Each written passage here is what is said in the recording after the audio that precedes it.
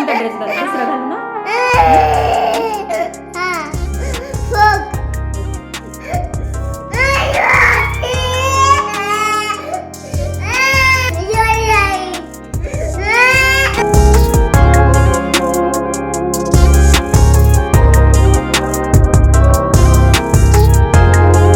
तर हा आहे 31च्या संध्याकाळचा व्हिडिओ.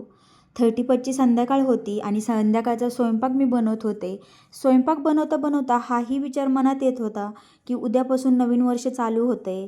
माझं माझं काय जे रिझोल्यूशन आहे ते मी अजून जे पहिली होती ती काय कंटिन्यू ठेवलीत आणि त्यानंतर आता पुढची काय मला कंटिन्यू ठेवायचीत हे माझ्या डोक्यात विचार चालू होते. तरी एक गोष्ट मला तुम्हाला सांगायला खूप आनंद होईल की 2022 पासून एक जे रिझोल्यूशन माझं होतं ते कंटिन्यू मी आत्तापर्यंत करत आले. ते काय आहे ते या व्हिडिओच्या शेवटी मी तुम्हाला सांगणारच आहे. त्यामुळे व्हिडिओ नक्कीच शेवटपर्यंत बघा आणि कन्सिस्टन्सी काय असते ते मला यातूनच समजलं आणि त्यानंतर मग संध्याकाळचं मस्त असं जेवण केलं. 2 वाट्याच म्हणजे 2 वाट्याला थोडे कमी येतं आणि त्याच्यानंतर मग एवढी उडीद डाळ घेतली आहे. मूग डाळ, इथे मसूर डाळ, हरभरा डाळ, मेथी दाणे थोडे. आता स्वच्छ ह्याला धुवून घेणार आहे मी आता 3-4 पाण्याने. तर आज रात्री इथे उद्याच्या डोश्यासाठी तयारी चालू होती. तर अशा प्रकारचे डोसे तर मी सतत बनवतच असते. त्यामुळे आत्ताही मी तुमच्याशी ही व्हिडिओ शेअर केला. याच्यामध्ये खूप साऱ्या डाळी अजूनही तुमच्याकडे अजून प्रकारच्या काही डाळी असतील तर तुम्ही ॲड करू शकता आणि खरंच सांगते अप्रतिम डोसा बनतो याचा. अगदी याच्यासोबत काही खायला जरी नसेल ना तसाच डोसा आपण खाऊ शकतो. एकदम टेस्ट छान लागते कारण की खूप साऱ्या डाळी असतात याच्यामध्ये आणि अजूनही तुम्हाला याच्यामध्ये जर तुपात जर डोसा बनवला ना तर आहा काय छान लागतो. तुम्ही एकदा नक्की ट्राय करून बघा आणि मला तुम्ही सांगा की कसा लागतो ते. आणि लहान मुलांसाठी तर अतिउत्तम आहे कारण की सगळ्याच डाळी मुलं खात नाहीत त्याच्यामुळे. आणि आता हा व्हिडिओ नवीन वर्षाच्या सकाळच्या सुरुवातीचा छान मस्त देवपूजेने सगळी कामं आवरून आणि मस्त अशी देवपूजा करून. चला तुम्हाला नवीन वर्षाच्या खूप शुभेच्छा. हाय हॅलो नमस्कार, मी राणी आजच्या व्हिडिओमध्ये अगदी मनापासून तुमचं स्वागत करते. तर नवीन वर्षाच्या सगळ्यात पहिल्या तुमच्या परिवाराला आणि तुम्हाला खूप खूप शुभेच्छा. कोणाकोणाचे काय काय रिझोल्यूशन आहेत तर माझं तर ठरलंय, तुमचं ठरलंय का मला कॉमेंटमध्ये नक्की सांगा. नवीन वर्ष जरी चालू झालं असलं तरी आपली जी रोजची कामं आहेत ती कामं जर तीच असणार आहेत. फक्त आपल्याला काय करायचं आहे त्याच्यामध्ये अजून काय नवीन करता येणार आहे हे त्याच्यामध्ये करायचं आहे. हो काय न्यू काय केलं न्यू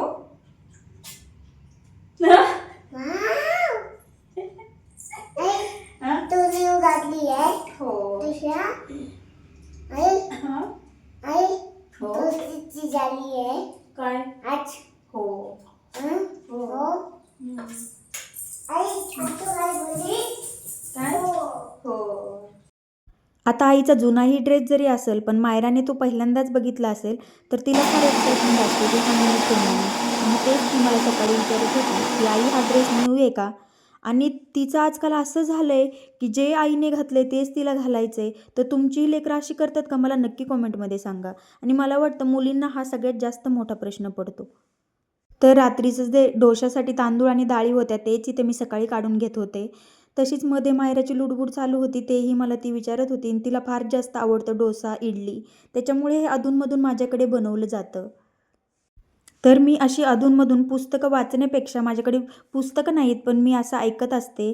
तर द सिक्रेट हे बुक अतिशय अप्रतिम असं सुंदर आहे आपल्या जीवनावरती आधारित.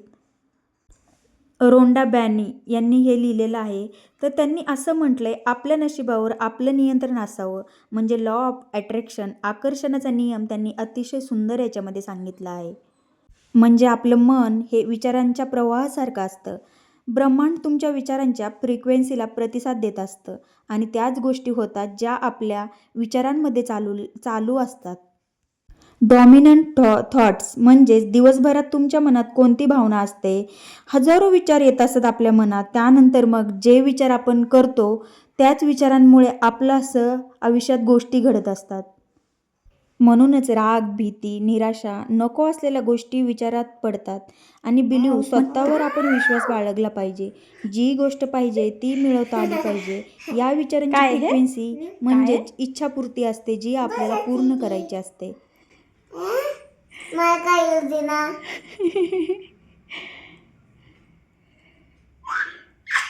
डोसा आवडतो? हा कसा असतो डोसा? मला खायला. Yummy tasty? कसा असतो? चहा बनव. म्हणजे हा नियम जेवढा ऐकायला आपल्याला सोपा वाटतो, तेवढाच आपल्या आचरणात आणण्यासाठीही तेवढाच अवघड आहे आणि तो आपल्या आचरणात ठेवण्यासाठीही इच्छापूर्ती असणं हे खूप महत्त्वाचं असतं. म्हणजेच या बुकमध्ये जे लेखक आहेत त्यांनी रोंडा बॅन यांनी असं सांगितलंय, जे तुमच्या मनात सतत थॉट्स येत असतात किंवा ज्या गोष्टींचा तुम्ही सतत विचार करत असतात, त्याच गोष्टी तुमच्या आयुष्यात घडायला लागतात. म्हणून आज नवीन वर्षाचं तुम्हीही एक प्रॉमिस करा स्वतःला, की आपण छानच विचार करणार आहोत.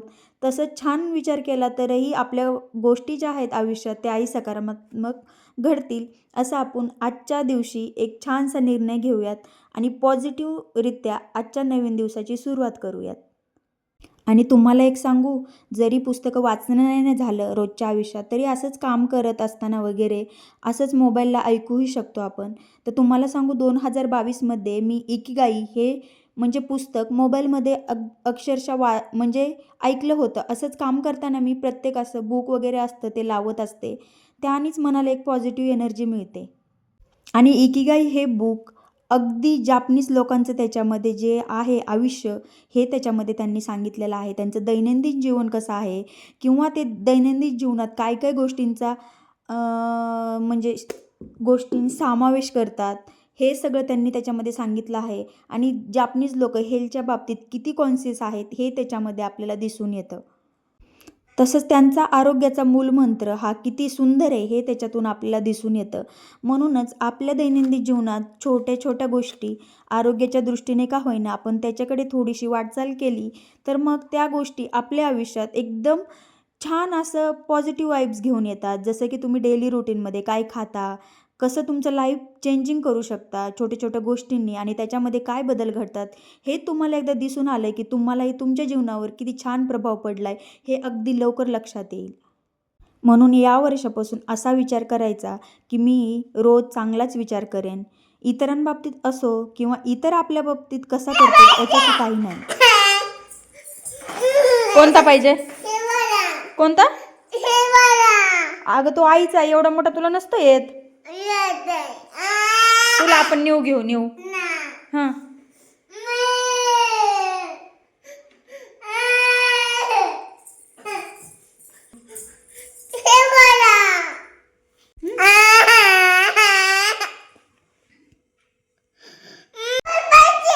माझा असा नसतोय तर आपण नेऊ आणू.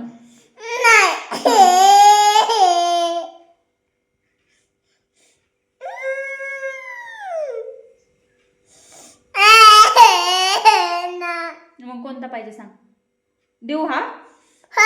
तुला बसत नसतो.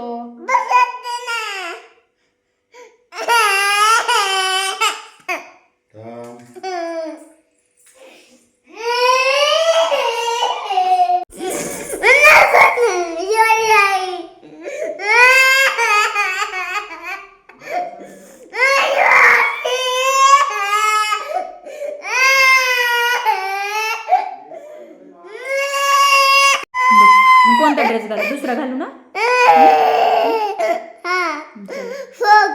ओके. फ्रॉक घालू ना? ओके. आता आवाज बंद कर. आवाज घाल.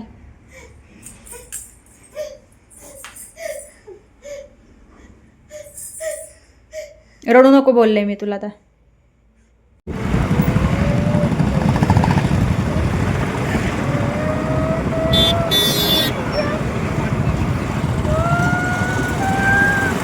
मायराचं आजकाल असं झालं आहे, आई जो न्यू ड्रेस घालेल तोच तिला घालायचा आहे, म्हणून एवढा सगळा सध्या गोंधळ चालू होता.